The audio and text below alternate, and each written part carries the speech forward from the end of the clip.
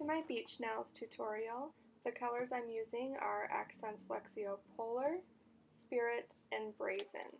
So 3 of the nails are going to have the wave on it. So the other 2, I'm going to paint one white for the seashell and one blue. We're going to cure that for 60 seconds. So using my Magpie Illustrator, I'm going to take Brazen and I'm going to apply it to the nail in a wavy form.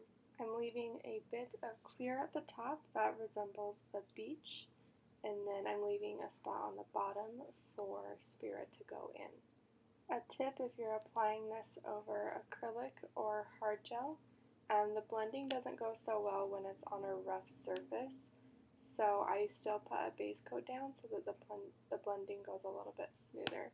If you were just doing it on natural nails, you'd already have that base coat down. But if you're doing it on acrylic, such as what I'm doing here, then it would be helpful to put down a base coat. So now I'm applying Spirit down at the bottom, and everything is super uneven. I just want the colors to touch, and that's it. Now I'll go back through, and I'm going to blend those 2 colors together. They don't need to blend perfectly. They don't need to be a perfect ombre because the art we're going to put on top kind of camouflages that all. But I'm just blending the 2 colors together so they don't have a harsh line. And it's okay if you see the brush strokes in there because it adds a little bit of texture like the sea would have. So continue blending all 3 of those nails and then you'll cure for 30 seconds. Now we're going to take my Ugly Duckling Schmelt It Clear and we're going to apply 1 thin coat on all 3 nails. You want to leave this layer wet, so don't cure it. Now I'll take the detailer and my Polar, and I'm going to do some wavy lines in there. And they are very sporadic, they're just kind of following the colors as if the waves would be. And what the Schmelt It does is it blends the color for you and creates kind of a watercolor look. But we're going to go back through and we're going to blend a little bit more. So you can see I'm kind of pushing the white up and creating like a white cap, and then it blends gently down underneath my brush. So we'll continue pushing the white up and blending it down, making it look like the waves in the sea with the white caps.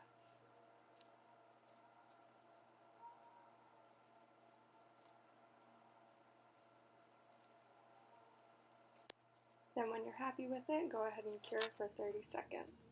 Now, my head was in the way when I filmed the seashell part, so I had to cut that part out, but you can see I'll do the little jellyfish on this nail, and it's the same way.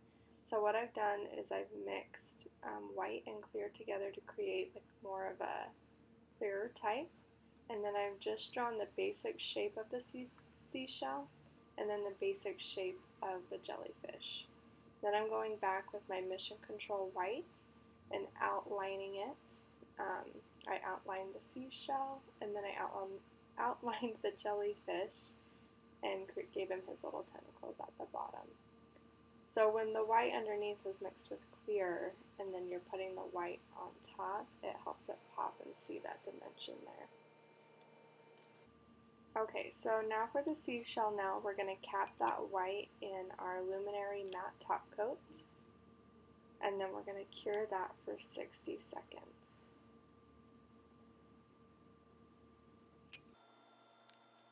We'll top coat the rest in the Akzentz Shine On. If your top coat seems a little uneven, you can go ahead and float it like I'm doing on this nail to create an even surface. Okay, so to create a 3D sculpting paste, I'm going to take a bit of Polar, and then I'm going to mix some clear acrylic powder with it until it becomes the consistency I want. I don't want it to be too thick because I need to use it, but I don't want it to be too runny that when I put it on the nail it just melts around. So I'll mix that up really well.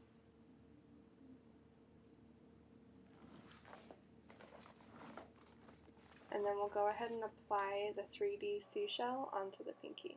So my head got in the way again for this one, but it was better than the other one. So what we're doing is we're just applying that on the nail, and the key is you want to make the first stripe down, and then all the stripes to the left and the stripes to the right will all meet in the center in a rounded shape.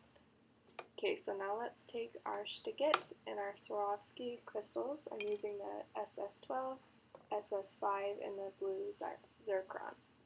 So I'm going to use a dotting tool and apply that onto the back.